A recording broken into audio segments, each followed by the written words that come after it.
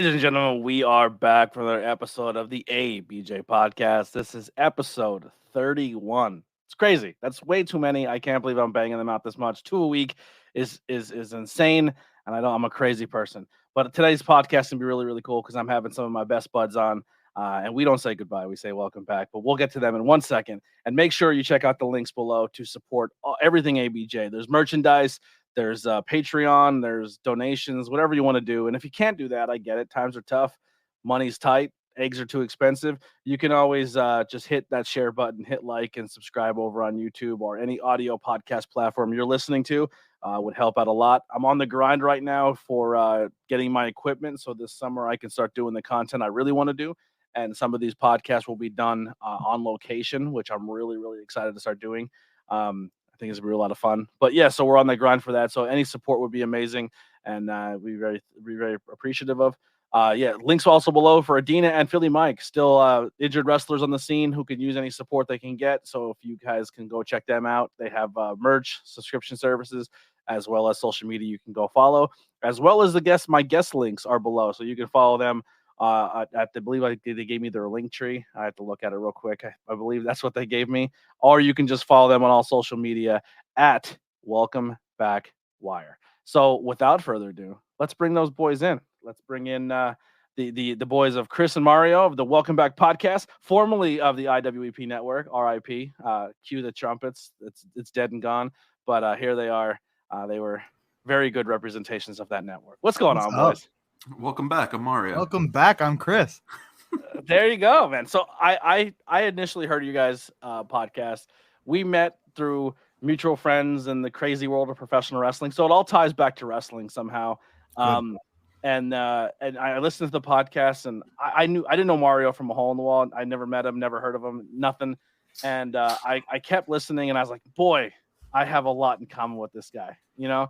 And it's funny because I feel like I'm on a journey as well of trying to better myself and fix past trauma and ways of my mental thinking of how to handle things and how to go about things and opening up more and having conversations. And Mario's very open about that on his journey as well in this podcast. And I really related to him. And I feel like I became best friends with you guys, and you don't even realize it because your podcast is just so relatable, and it's two buds who are essentially reconnecting and just keep spending time with each other through the power of the internet. From college, and for a while there, you guys were so far apart from each other, but you guys sat down weekly, bi-weekly, once a month, some points, because podcasting can be treacherous at times. But through life changes, through moving, through hardships, through pandemics, you guys kept this podcast going and kept your friendship alive, and it's a really good buddy podcast. And I encourage everyone to listen to it because you will become friends with them, and you won't even know it. They won't even know it because you're gonna fall in love with them and their stories and who they are as people. Well, that means a lot, man. Thanks. Yeah, my brother, he has a new relationship. He's engaged, and she already just knows so much about me because she started listening to the podcast, and so like in his previous relationship, we weren't really connected at all, like that deep, just through like hangout stuff. But his fiance now is just like, she's like already my sister. So it's like awesome. it's like a straight line to friendship. Now there's going to be a lot of references throughout this podcast because I do listen to their podcast and there's a lot of things they say are due. So a lot of things you're going to be like, what the hell does that mean? And you're going to have to go listen to Welcome Back to get these references. I'm sorry. It's just a plug for them to go listen.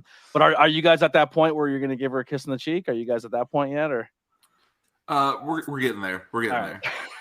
She would love it. It's like once you open that door, there's no going back. So what do I do if you throw the cheek kiss and it's like, oh, that's kind of weird? Yeah, I guess Italians, it's like a thing for Italians is the cheek kiss. That's like a common thing. I think it's a dying art, though. I don't think a lot of Italians do it anymore. I think it's like an older generation Italian thing. COVID didn't help. No, not at all. Remember when we used to spit in each other's mouths? They were good days. Yeah, I miss it. I miss those days. You share lollipops. You're like, try this one. But yeah, and so kind of take me through the listeners. I know we've had this podcast before on different ones, but this is a new platform, so we're treating it as such. Yeah. But where did you guys meet? How did you guys start your friendship? Well, we were in college when we first met, and we came in the same class, so we kind of like would have similar classes, and we kind of knew each other peripherally. And then I was a RA for an apartment building, and basically I got to hand pick my apartment, so I was able to just fill. It was like 8 guys or something. I got to just fill the room with whoever I wanted. And apartments are like the holy grail. Like the That's dorms right. suck. You want the apartments. You're putting in like they have like this ranked system based on how long you've been on campus, and like you can put in and like hopefully you get enough points with your friends that you get the apartment. But Chris was just like he got it. Yeah. Well, real quick, I want to backtrack because I think for me this is important. Maybe not to you guys because you guys are a little, but like this is. I don't want to say it's not normal college, but it is a different type of college. Sure. Yeah. It's just a small college. It's like a Christian college, right? Yeah. Yeah. Okay. Yeah. I think that's different. I sure. Because I feel like when you go to when I say normal college, it's usually debauchery and party and drinking and lots on premarital sex. And here it's probably a different environment. Yeah, there was none of that in my room. I can't speak for the other rooms, but my room is relatively clean. Yeah, well, you keep a tight ship. That's right. And so my girlfriend at the time, Sam, was getting close to Mario's girlfriend, and so I had this connection. I knew the guy kinda, and we kind of started getting closer, and so I needed to fill my room with people that I wanted to like know, and a few of them were close friends already, but other people I was just putting in there because I thought they'd be a good hang, and Mario was kind of one of those. And it turns out I was right. He is a good hang.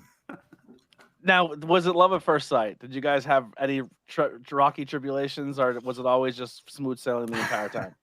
Well, I would say at first sight, it was good. I mean, we certainly got along at first. Yeah. And what helped was as soon as we moved in the apartment is when my appreciation of pro wrestling started to pick back up because I'd kind of fallen off for a few years after high school. And that like became one of the center pieces of the apartment. That and Malcolm in the Middle was like the thing that was always on our TV screen. That was a good show. Do you ever see the deleted scene of Breaking Bad, the very last episode? Oh yeah. When he wakes up and he's essentially back in Malcolm in the Middle, and he had a huge dream that he was he made drugs. That's awesome. He tried being Heisenberg, and then his wife's like, "Get off me." Yeah. That was literally the deleted scene of the ending of Breaking Bad that everyone was laughing about. Like he woke up and he was the quirky dad. He's like, "You're never gonna believe this. I was selling meth." But yeah, so going through like I'm not gonna really dive into all the religion talk I know, but like. Was it always like big and for both of you growing up and like the reason you went that path going to college, like picking that for a school? Well, funny you say you don't want to bring up religion because this is our semi-annual asking you, are you ready to submit your life to the Lord? Yeah. I think it's funny because everyone, I have, I guess, a very big stance on where I stand, I guess, with my theology or my lack thereof. And then they're like, well, how do you like? I'm like, some of my best relationships with people on this earth are the most devout Christian Catholics or Hinduists, or I get along with people who support a religion, but they have to be open-minded as well to like. So I get along with you guys really great. Tim, you know what I mean? Like he's really big in his faith. So I think it's like a fun dynamic to talk about, not to argue or anything, but just because. Yeah. I never really, I would have never in a 1,000 years ever dream of going to like a Christian college or even know what that is about. You know what I mean? Yeah. Like, so I think it's kind of fascinating to me about having that faith and stuff. Like, I don't know. I think it's kind of because you guys are very open-minded about it. Like you're not hating people for things. Like you're not judging. Like you probably live what you should be as Christians better than some of the older generation Christians do. And I think that's where my hang up and my turn off is with a lot of it. Yeah, I've yet to dabble into yelling at my server after service, but give it a few more years. We'll see how I develop. Now, my parents had like a divorce when I was like in middle school, and then this is where we hear the air horns. Yeah, you want the reggae horn there? Yeah, it's part of the story.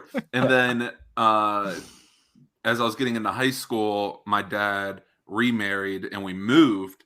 And then now here I am in like a town, and I'm not old enough to drive yet, so I don't have a car. So like 20, 30 miles doesn't seem like a big deal when you have a license. But when you're a teenager, that they might as well be in California. I'm not going to see my friends really anymore. And so eventually you meet a couple people, you have a hunger for connection and family. And so you find it in different opportunities. And I found my way into a church building. I think I was actually in my senior year of high school. And you get connected with the pastors. You start reading your Bible more. You start studying more. And you kind of get that leading that oh, is this what I'm going to base my whole life on? Is it going to be a backseat passenger like some people, or is it going to be my co-pilot, or am I going to be the co-pilot? And I kind of took that point of making that the center. And if I'm going to follow this thing, I want to know as much about it as possible. And that's kind of what pushed me into the college sphere. Yeah. Yeah, I grew up in church, and it was my senior year as well in high school. I had other plans. I was going to be a music teacher. That was my plan. And I just had this crazy experience with God. What I would say, maybe not hearing the audible voice of God, but I felt like, God was giving me clear direction to be a pastor. And so Chris, give a college all of your money. Very close to that. Yeah. And so I did that, and I kept doing that. And so today I'm a pastor. Yeah. Now, do you run a church now? Are you at that level, or what? So you're recently. Yeah, I was a youth a pastor to teenagers for 7 years. Granted, that my title was youth pastor, but I was doing all kinds of other stuff. It was a big church, so but now I'm a lead pastor of a small rural church. But it's awesome. I love it. And that church you had to relocate for, and it actually put you a lot closer to Mario. That's correct. And my family, I'm currently in my grandma's basement. If you can tell, it looks like a basement down here. It doesn't look like a basement at all. It looks like a mess back there, but it looks like a living. I love the wolf blanket over the window. I was just thinking. I wonder if you can tell what that is. Ever. I love that. Well, you got the windows aren't insulated, so you got to keep the cold out somehow. But the wolf blanket, you go to the a local flea market, and it's wolf shit. Love it. Yeah. So you guys, when you were in college, you did start a little bit of a pre-podcast where you guys talked about professional wrestling. Mm-hmm. Did that kind of grease the wheels of later on the start of a welcome back? Yeah, if we didn't start Total Brovas, then welcome back never would have happened. It was incredible. I never knew the name of it. It's so good. Thank you. I still have it in How is that not on T-shirts and stuff? I know. I know. I mean, Total Divas, I don't think is a big hit anymore, but I really think that would be marketable. I know. We didn't know what we were doing, but I learned so much about editing, and that's one of the things when I look back. Since then, I've done a lot of video editing and a little audio and stuff, and I edit the audio now, and so much of that traces back to painstakingly editing videos at 4 a.m. for Total Brovas. Yeah, the Welcome Back podcast. I don't want to say it's heavily edited because it comes off when you're listening as it's not. Yeah. But man, I don't have the patience for that. I am the epitome of the stand-up comic who started a podcast, who hits record, and whatever happens in that window is what's going out. you know what I mean? Sure. I'm in that window, but it's like I said, you guys do an amazing job with that. So you guys were on another podcast for a while, and then Mario joined because you betrayed him and started another wrestling podcast without him. Mm-hmm. And then during that, I remember listening to an episode because you guys were very heavily the reasons why I listened to it. I thought you guys were both entertaining. Mario pitched the idea of Welcome Back on the show. And it wasn't even like a podcast. It was we should start the show by saying Welcome Back. Yeah, by saying we'll be right back. Yeah, and it didn't stick at all. And then you're we're gonna do our own thing and start Welcome Back. And we enjoyed the concept of an intro and outro so much we started a podcast around it. Yeah. It was not the right place. We should not have done that idea in that forum. That was the right decision. We made a whole podcast about it. I think you guys were 5 or 6 episodes in, and I had a predetermined thought about who you guys were as humans, and I was like, kind of because of association, I guess a little bit. And I was like, I'm not listening to this podcast. There's no way I'm going to be into this. And then you made an episode, a political episode. And I was like, all right, what better way to find out where someone stands in the world? And I listened to it, and I was like, I'm in. And then I went back and listened to the other ones, and I've been listening ever since. So, like I said, probably do another politics. I was just thinking one. the same thing. Yeah, we've been putting off. There's this website that I absolutely love called isidewith.com, and it just gives you so many questions you can answer as deeply as you want and as many as you want. And it puts you where you should be. Yeah, that's terrifying. And I take it every couple of years actually, and I hop around occasionally, and I kind of personally, it annoys me that some people don't change positions over time. Sure.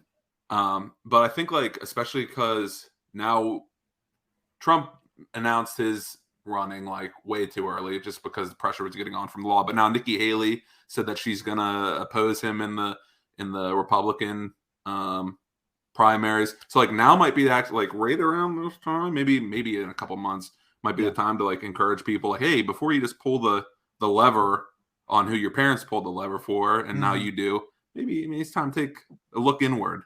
Yeah, because I would say I would normally, I guess, when I would lump people who are religious or Christian into a political spectrum, it leans very heavily one direction. And you guys kind of tote middle, and I would say swerve back and forth on different options and different things. But like, how do you feel now that the Republican Party is kind of going? And I know this is not we're going to lose all of our listeners. Fuck politics, but like, from what I would gather, I would say you guys are very pro in the aspect of like letting people live their lives, and regardless of what their sexual orientation are, they should have a right at things too. And that's not your place to judge, even if it is against religion or religion says differently, because you kind of have that mindset of separation between church and state. But now there's like this whole new political party starting off that wants to make our law based on the book. And that's where I have my huge disconnect with this new, I guess you would say, like third variation of the Republican Party coming out, and they're coming strong. As I've gotten older, the clearer it's become to me that monoliths don't really exist. Because like I know lesbians who are Republicans, I know straight white men who are Democrats, I know people who are all over the spectrum, and things that like you would talk to them and you'd be like, why are you voting against your own interests? You might even think that, but then you realize that like and it's kind of what you fell into when you initially thought about us. What we would end up being is that it's easy to lump, but once you start parsing through, you realize that there's a lot more distinctions in these things. Absolutely. We talked about lumping a lot in that episode. That the word sticks out to me. We talked about lumping because, and to this day, I won't say I'm any political party. I'm not completely represented by any of them. And you talked about how faith impacts your politics, and for me, I follow Jesus, and sometimes that means I'm going to agree with Republican stuff. Sometimes that means I'm going to agree with Democrat stuff. Sometimes that means that I'm not going to agree with either, or I'm going to find somewhere in between. But they don't like make the calls for my political beliefs. Yeah, no, totally. All right, we'll get away from politics. I swear to God. Dude, politics, religion, and money. They're the things that people say you're not supposed to talk about. I love talking about it. That's my favorite things to talk about. It's the best way to find common ground. I think that's why we have so much division, because people aren't mature enough to sit down and have conversations and just be disagree with each other, but still respect each other. And I think that's intimacy. Where we have a lot of our people don't want to be intimate, and talking about those things it feels intimate, and people don't want that at all. They just want to text. I think everyone's number one. I'll even add another category in there, Mario. It should be politics, religion, money, and what's your porn category. You know what I mean? I think they're the four things that everyone should put on the table right away, and just let's get it out of the way. You know what I mean? Sure. Yeah, you'll feel closer to people if you know that stuff. 100%. Drop that tidbit on your next bar adventure. Just be like, hey, what's your name? What's your favorite category when you go to an adult website? And you're gonna be like, what? And be like, we're gonna bond right here. Because once you get that out of the way, you'll talk about anything. I funny little side note is I'm on TikTok all the time, and apparently great way to start fights between couples too. That has happened.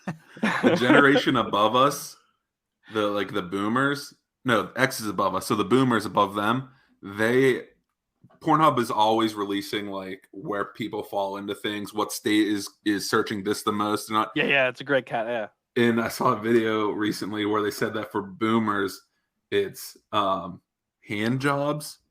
Yeah, that's classic. That's an old school classic. And like hot, all those old fashioned. Like this Google like hot woman.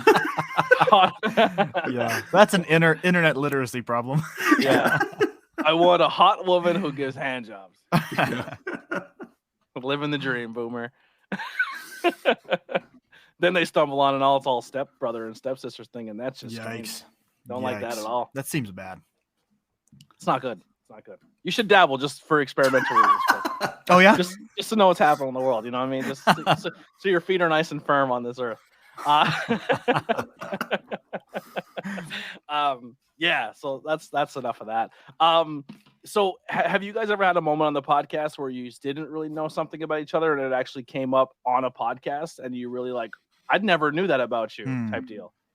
Well, we definitely know. I feel like I know who Mario is. Like I know a lot about him, but hearing how he became that way, like hearing little stories about how he moved like 7 times in his like school age time, and like hearing his relationship with his parents and his siblings, hearing like the little stories about the past that produced the person that I know is that's always interesting. I think that's interesting for no matter how close you are to somebody. Yeah. Yeah, it's by getting to know the people around Chris personally is what like takes my level of understanding Chris to that next level. Like knowing his wife, getting to know his siblings and her siblings, and even in college, I had an interview with Chris's parents. To like, It was for. Do you remember that? No. It was for. There you go. We just did one right here.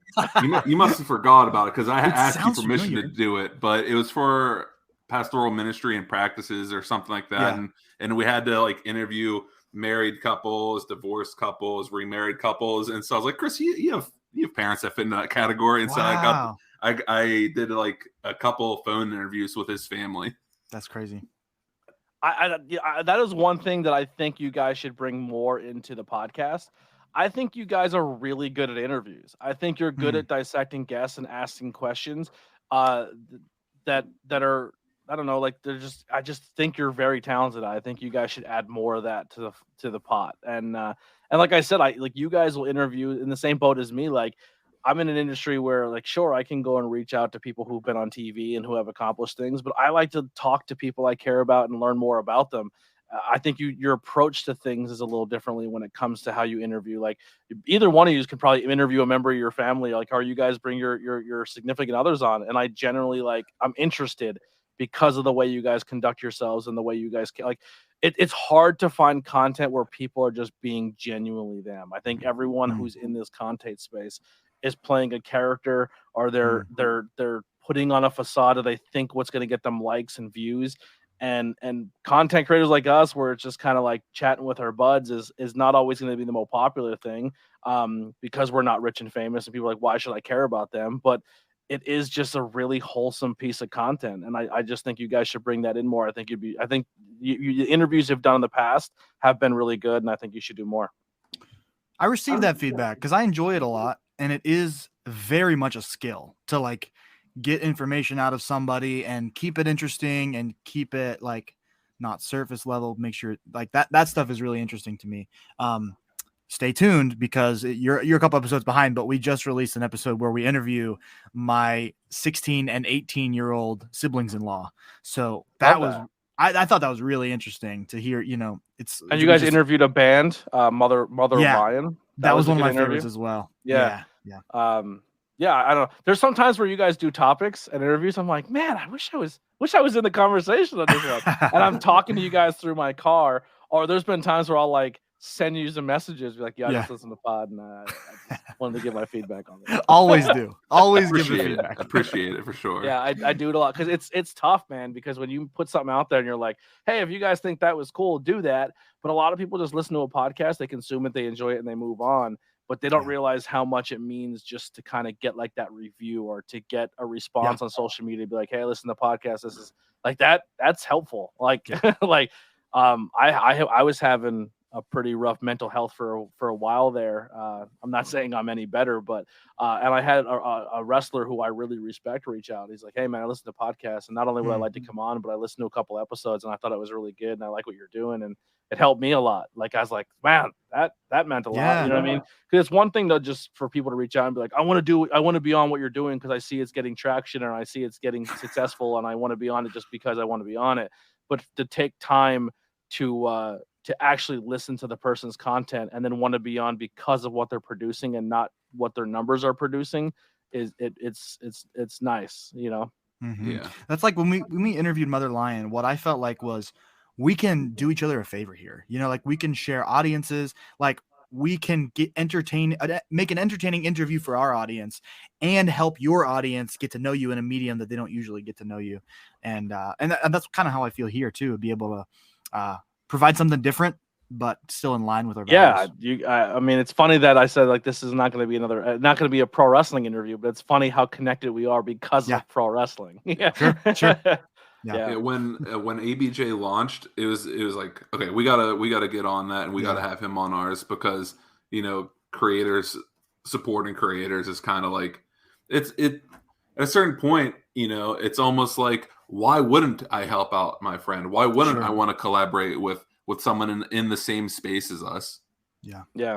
And you actually, speaking of reaching out and doing things, Mario actually made me a beer review one time for Banging Beers at the time, and it was probably my favorite piece of content I've ever received. Someone made a beer review and sent it to me, and it was the funniest thing ever. I think I clipped it and put it on TikTok and everything. It was just so good. You reviewed Four Loko, and you're like, tastes like blue. And you're like, this is awful, this is terrible, which is amazing. It meant a lot, but that is true, man. Just supporting each other is super key. But so now you're on season 3. You've been doing this now season 3 are you doing it by year or by Halloweens? Okay. That's not how you measure your seasons. I usually start at a month, and then I just don't call it a season until the end of the next year. So like, I started in October, but that like January wasn't the end of season 1. So season 1 for me will be end of 2023. Yeah. And then whatever was in the beginning of 2022 will kind of get lumped into it. Yeah, our first episode was a Halloween episode for some reason, and so that's kind of how so many podcasts start in October, November. It's just like, well, that was also the time when like the number of podcasts just like skyrocketed. There was just like, it went from like a couple thousand to just millions of podcasts. It has since gone down, and we have survived. Both of us have survived. So you did it.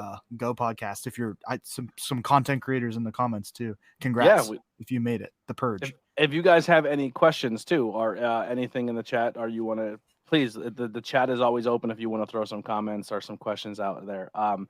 So we'll start there. As content creators, what keeps you guys hitting the record button? What keeps you guys keeping the content going? Because it's very easy to be like, you know what, today I rather go do this, or I rather not sit in front of a camera. I think I know the answer because it was probably a reason what kept me going for 4 years. But yeah, what's been your motivation? It's just the listens, man. I just live and die by that number. You know, I just watch it. I mean, I've said it several times on the pod that like, even if no one listened at all, it's like, this is my opportunity a week or every 2 weeks to like connect with Chris. Yeah. It's Same like, here, man. Even if no having one, people at the table and just sitting down and connecting with people was really, really fun.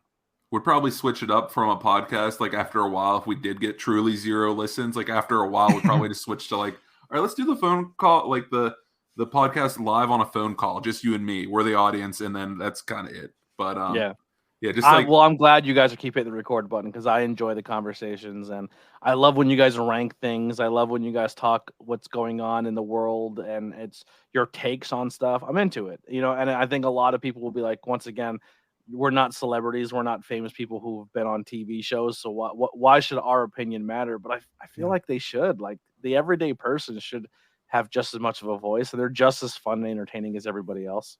I've been on TV a number of times. I don't know what you're talking about. Yeah, I mean, I've made a couple appearances on PA Live once, you know.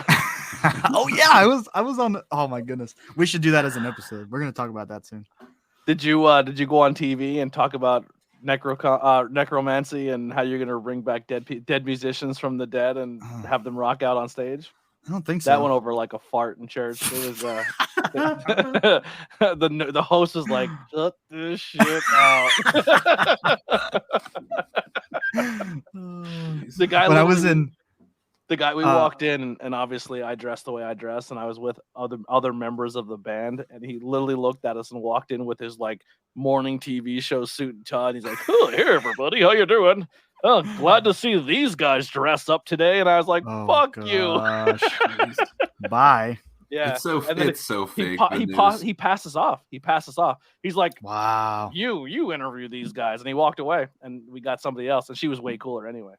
That's messed up. Like the information's the important part, not the personalities. But so many things are just the personalities when it comes to the news. And like in the interview, he was offended by you guys for not like doing it the way he would want to, but he's forgetting he's not the subject. He's trying to get information from you. Well, he guys. didn't even get he didn't even interview us. He pawned us off to his exactly the other girl, and she thought it was he got funny, so in his head about how important he is, how the picture he wants, the way he wants to look. He put extra whitening strips on to look like a fake human being, and then sit in front of a camera and put on a stupid fake voice. I love getting the clips of newscasters who don't realize they're on, and they're just talking normal like this, and then they realize that it's recording.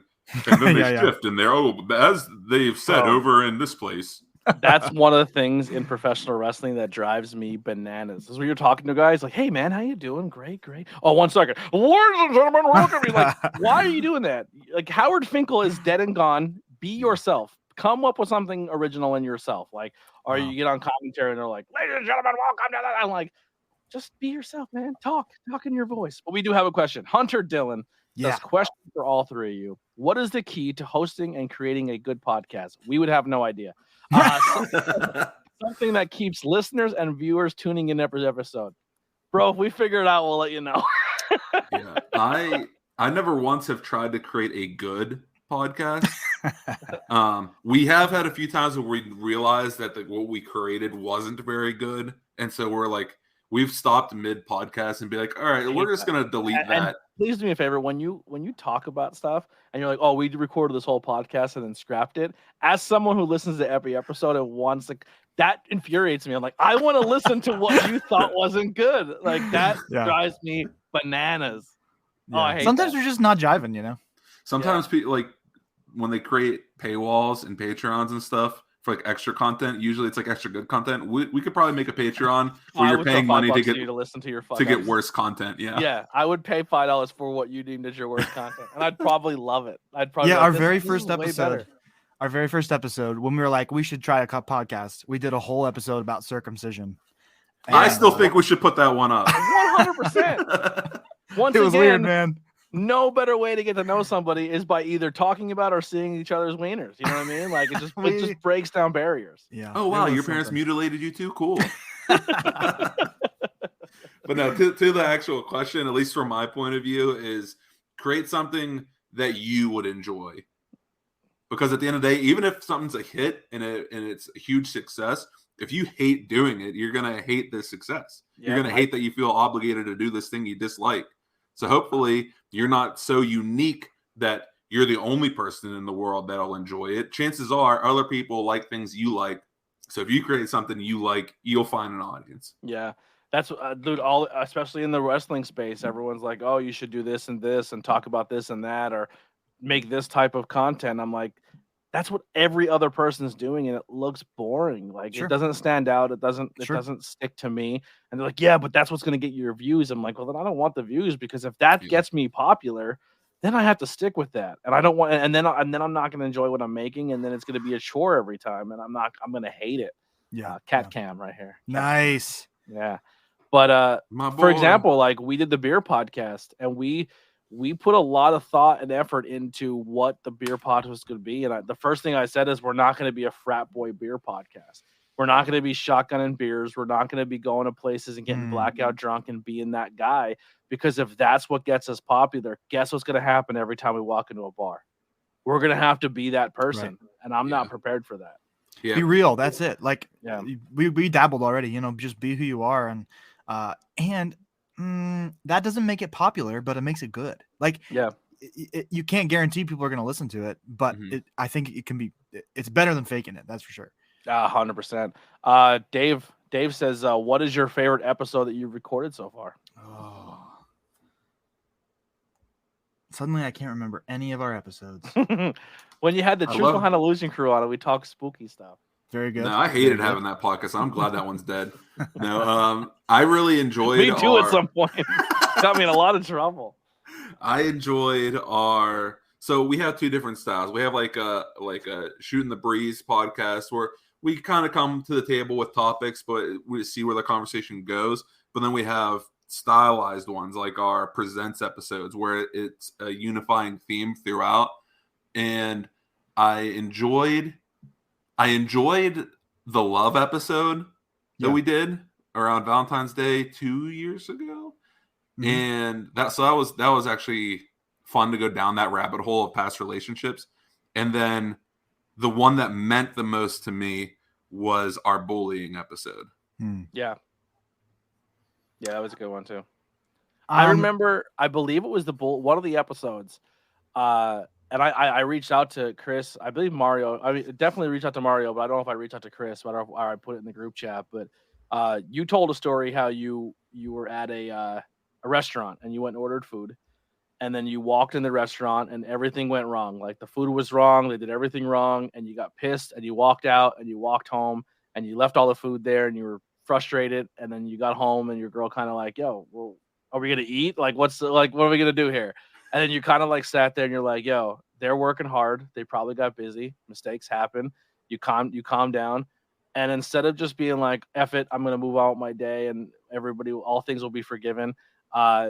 You swallowed that pride, you swallowed your feelings, and you went back and you're like, hey guys, I'm really sorry that I did that. And I'm not here for the food or whatever. I mean, I'd like to have my food, but I'm really, really sorry that I kind of came in here and acted the way I acted. And then behind the counter, they're like, dude, that they were so numb to it. I guess you were saying They didn't even realize who it was. Yeah. But and then I had a moment as well where something similar happened to me and I got frustrated and I started snapping out.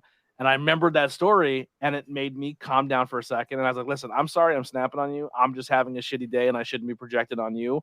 And that was something I learned from the podcast is maybe just take a step back, breathe.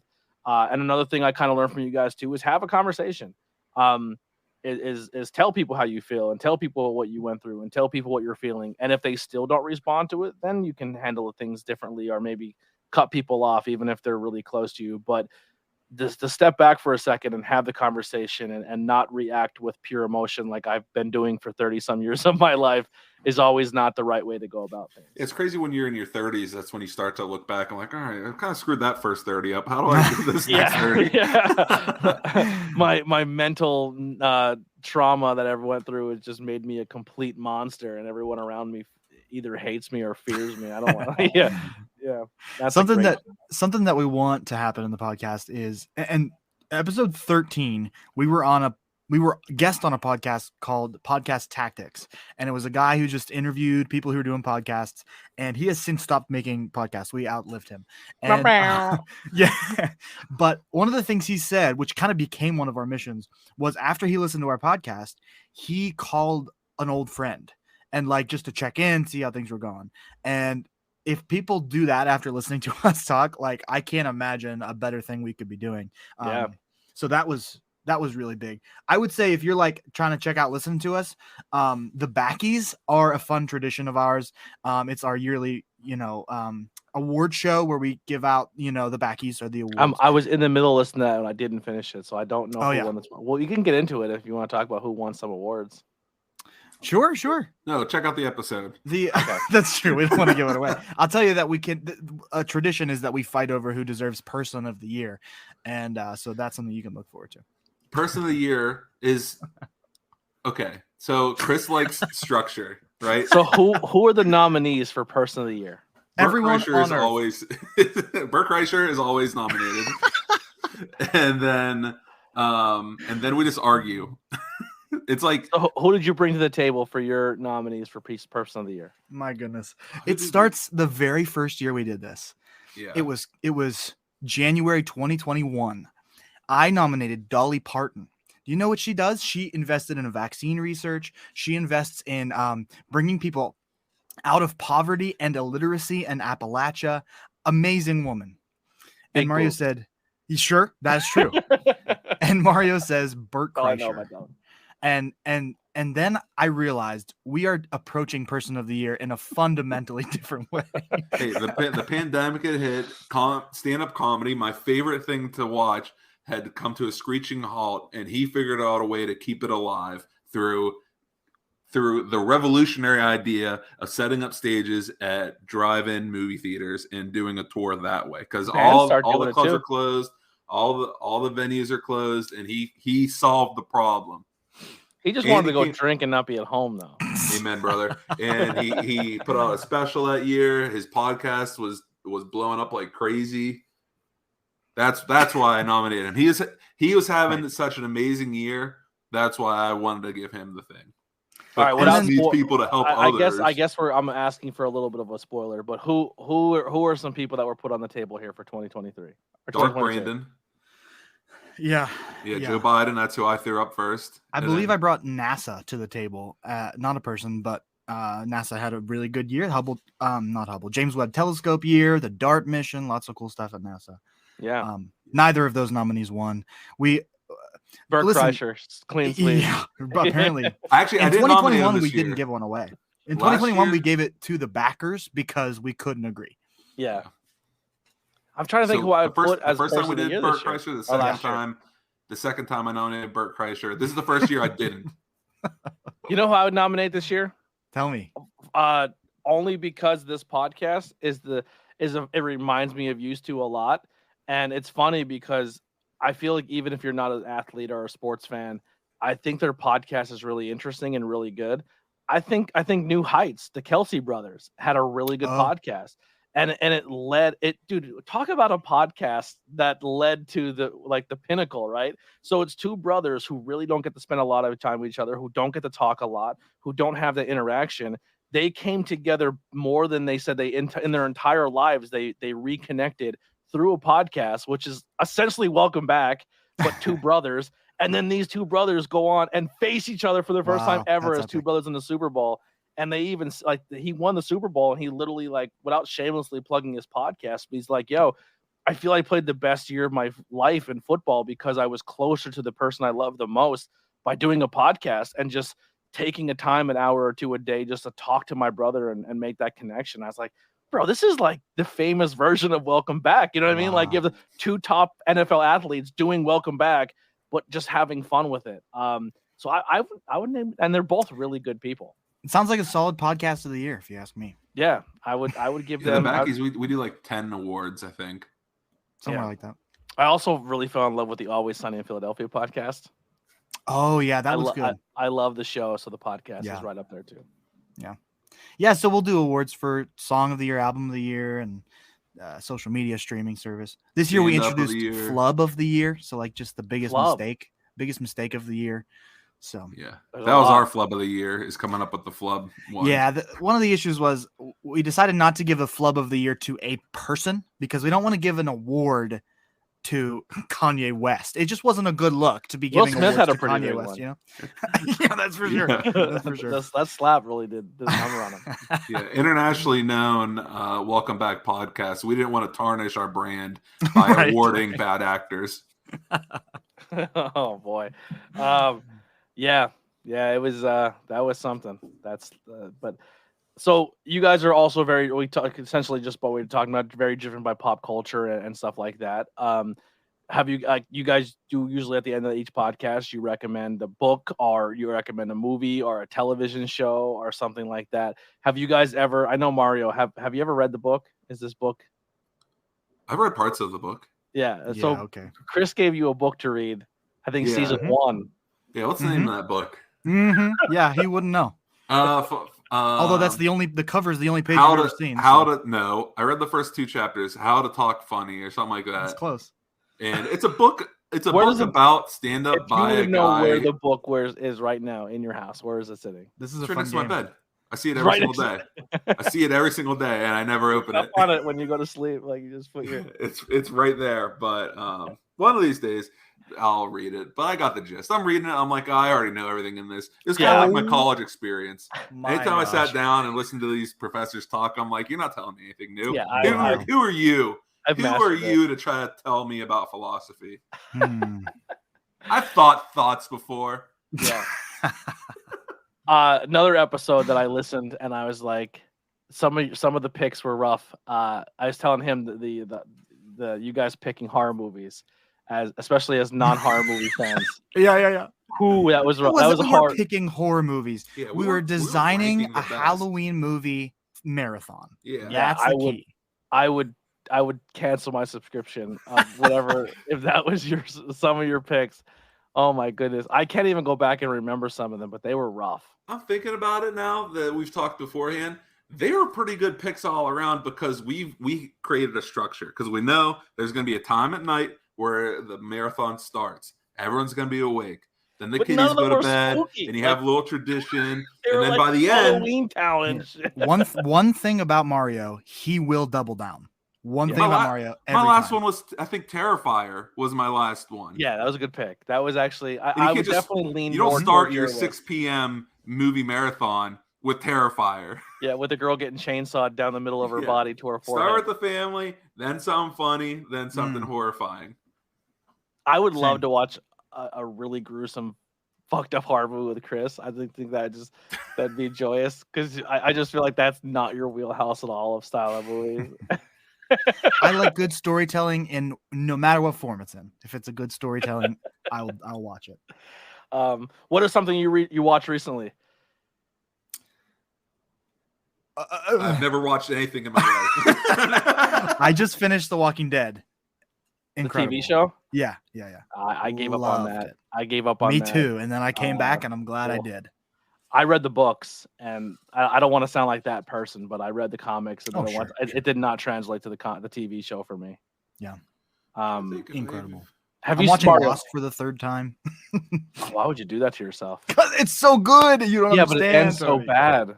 That's made up. Don't listen to that propaganda. Watch it again. Mario, have you seen Black Panther yet? Wakanda Forever? No, not yet. Oh my god. Quite good. I don't really watch anything new. I cried like a baby. Emily and I were watching Vampire Diaries for the first time. Heidi was into that for a while, and then she watched like the spin-off show. I'm trying to get Emily to watch Dragon Ball Z with me. Ooh. Actually, I watched the originals, the spin-off to the Vampire Diaries first. I didn't realize it was a spin-off. Who's the guy with the really bad plastic surgery who looks like this the whole show? You know what I'm talking about, right? I have no idea who you're talking about. He has like the worst plastic surgery, and his eyebrows literally do this the whole time. He's just like, I'm a vampire, like, and it's not even like the makeup. That's just how his face looks. Oh, that's probably Damon from the Vampire Diaries. All the girls are like, he's so hot. I'm like, he looks like a botched surgery. Yeah, Stefan's the hot one. Yeah. We just restarted Arrested Development because it's leaving Netflix. Great show. Solid show. And my wife likes it, which I was not expecting, but she's into it, so that's great. My guilty pleasure shows. I just put them on or rewatch them from beginning to end, and I've probably done each show 100 times, and that's the reason why I've never watched anything new. The Office is on that list. Yeah. Parks and Recreation on that list. Always Sunny on that list. Bob's Burgers on that list. What's another one I go through a lot, and I just put it on. Trailer Park Boys. It's so stupid, but it's funny. It's I Think You Should Leave is on that list. Yeah, I just heard that recently. Have you watched it yet? Very good. Yeah. Speaking of The Office, are you the same type of mentally ill that Chris is, where you'll just watch it over and over? That's literally what I just said. Yeah, I've probably seen The Office beginning to end at least 10 times. I don't get it. Is it watching because you guys are from the area? Like, is there something in the water? Fun fact. Now that like all of our water population is completely destroyed, is like now when I'm getting in the kick of drinking more water. So if I die in 2 weeks, that's probably what it is. Trying to cut back on soda and as a test subject. That's helpful to know. I'm just drinking tons of water, and everything's all messed up because we're just derailing trains and dumping chemicals in waters. But conspiracy corner. Yeah, right. I'm afraid of The Office because you don't hear from anyone who has watched The Office. It's people who watch do you watch The Office? You know It that is- show that I will ended say 10 this years right ago? now. Do you watch that currently? Yeah, it is one of the shows that I feel that when you watch season 1's a tough watch, right? Because season 1 and season 2 dramatically are not what the show ends up being. Sure. But when you stick through it and you go from I like season 1 and 2, and a lot of people say that they're the bad seasons because it was cringy and Michael was really weird. But like it's one of the only shows that by the end of it, every character gets a storyline. Every character you become invested in. Like who the show tries to steer you to be like, this is the main story, you still like, well, I like these two people and I like their story. Like it when I just feel like when it ended, it was a fulfilling ending for every single character on the show. And there's episodes I still cry. I cry too. Like I watch, I'm like, oh my God, you got me again. But I just started watching the Superfan episodes on Peacock where it's like the extended cuts. But yeah, that's on there. But I just started watching from season 1 all the way through, and it doesn't age well. It's one of those shows that like if they try to put on TV today, it would not go over well. But it's just so good. Have you guys Married watched with Children. Oh, Yeah, I've been going back and rewatching Married with Children, and it's Ed O'Neill's facial expressions in that show. Such a good show. I'm on season 3 right now of that. What's been dominating my weekends is the UFC, and we're in the middle of 8 weeks straight where every weekend there's a UFC event, and I'm pretty excited. Like fight nights, the big ones. UFC broke my heart, man. What broke your heart? Nobody cares, Mario. Dana White broke my heart.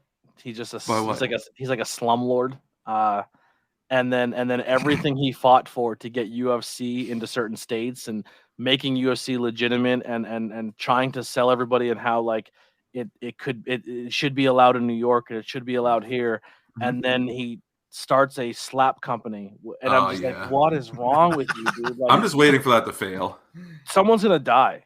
Like someone's gonna get severe. Like you are literally standing there, dead center, feet planted, and just let someone hit you in the head as hard. Like even UFC fighters are like, how in the same breath are you Dana White, who fought the athletic commission to get UFC into the state of New York, but then say that slap boxing's safe?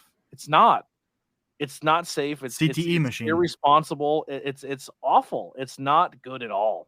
Yeah. I don't know. I don't get enjoyment of watching someone stiffen up and twitch on the ground because they took an open hand slap to the face. Like, you know who likes that stuff? Happens. The people who like that stuff are the people who will watch cage fights and think it's boring when guys are wrestling or doing jiu-jitsu. Yes. Like they literally only like highlights. They don't understand. They want to see the guy get behind knocked out. Like they want. It's like watching NASCAR.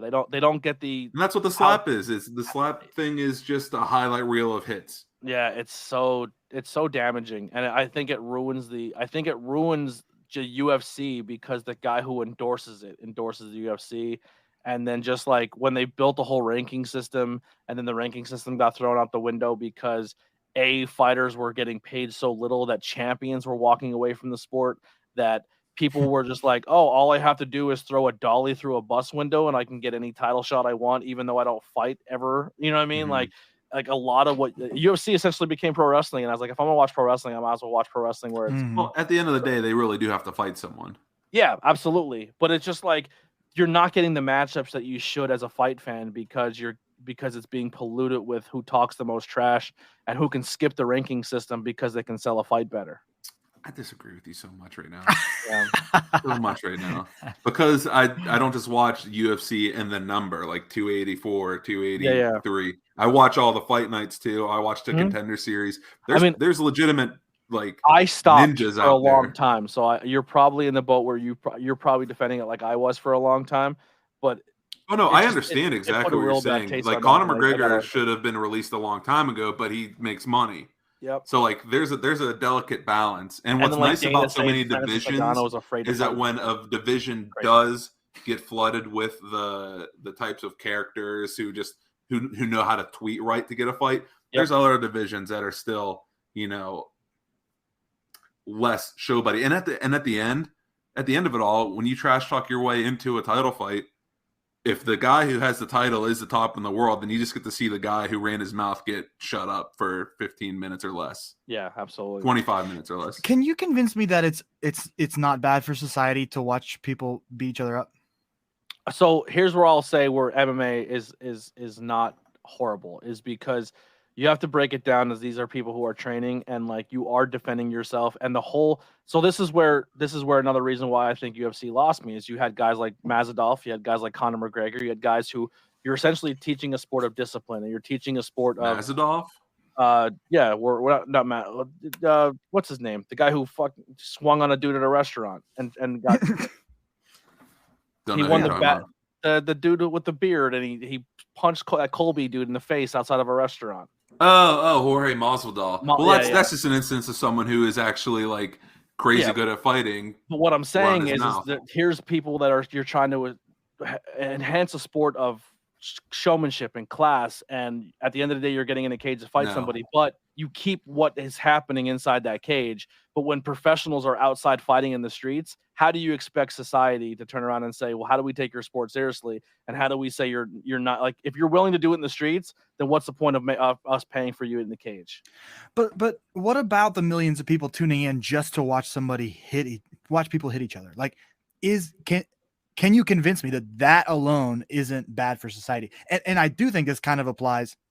Definitely less so. This is the best example, but football and WWE and all of that certainly falls in that line. Combat has been a form of entertainment since the beginning of time. Right. And when we were feeding poor people to lions, we were like, oh, that's probably bad that we're enjoying watching that. Like, well, they're not dying. Is it all that anymore. Different? You know what I mean? A little bit. Sometimes it's a lot. It's a lot. Yeah. No one has ever died in the UFC octagon. Yeah, you're not taking guys who are not trained and scrawny and small and then throwing them in there with a giant who's just destined to kill him. You know what I mean? Is it all that different? Absolutely. It is. It's a See, I don't. different. I didn't think we would. You sound like me right now by doubling down right now, Chris. Yeah. No. I'm still what I mean is in the same way that the Coliseum was full of people watching violence, we are tuning our television show to the show just to watch violence, and that's the part that I'm like. I'm not, and I mean, I've watched it. I actively watch it sometimes. Yeah. But I'm not convinced that that's good for society. Oh, I think it's actually. I'd much rather watch two people fight in a cage, and then tell people that they can train and defend themselves and do it inside of a cage than people doing it in the streets. Once it gets in the streets, I'm not a fan of that. But don't you think maybe watching it in the cage leads to people doing it on the streets? Yeah, but then you can say like because you play violent video games, you're going to go shoot up a school. It comes down to you as a person and making the right choices. I think that watching people fight in the octagon, seeing the skill, seeing someone's boxing ability, seeing someone's wrestling ability, seeing their jiu-jitsu or sambo. I watch someone get choked out or knocked out cold. I go, I don't want to experience that, and I'm going to leave that to professionals. I think that has pushed more people into exercise. It has pushed people into learning those things, seeking out a Brazilian jiu-jitsu gym in their area, and that leads to personal development and growth because you're not just like if I got up and I started going to these special gyms, it's not like I'm going to start fighting people in the street. Now I have someone who's teaching me how to do this. I'm learning to respect others. What happens a lot too, and because I do spend a lot of time in bars. A lot of people start shooting their mouth off in a bar, and they literally stop and go, "I'm going to shut the fuck up because I don't know if this dude is a black belt or something." You know what I mean? Like because everyone's training now, like or knows something, so everyone's like, "Yeah, I'm not going to get a fight. This guy's going to choke me out in front of the whole bar, and I'm like an idiot." You know what I mean? Like the societal inequality that is removed from professional fighting versus the Coliseum is why I think it's not bad for society. What's bad for I mean if they just started like rounding up homeless people and like, oh, you want a house, you want somewhere to live, beat this guy up, that was a thing for a while in the 90s. It was a website. Oh, bum fights. Yeah, man, that was sad. Yeah, that's pretty bad. I remember watching that. I was like, this is crazy. And I watched a dude hit another dude with a stop sign and split him wide open. It was gross. Yeah. That's why you need rules. That's why you need Herb Dean right in the middle of the octagon calling it. Love that guy. So we're getting close to the end here. If anyone has any other questions, please put them in the chat. But I want to end this the way you guys kind of end this with some recommendations. Give me some recommendations of things that people should go check out. Yeah, it's funny you say that because we haven't recommended anything in a while. I know, but I like how you said that. Yeah, no, that's fine. I recommend reaching out to your friends. That's what he does when he doesn't have one.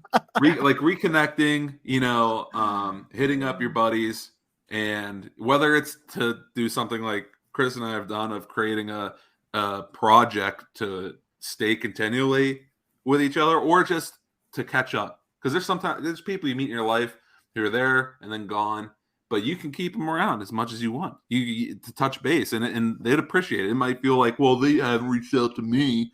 Yeah, well, if no one reaches out to anyone, then we'll all hate each other. But if you can be that person who takes that step and say, yeah, they haven't reached out to me, but just like me, I haven't reached out to them. I have a busy life. They probably have a busy life.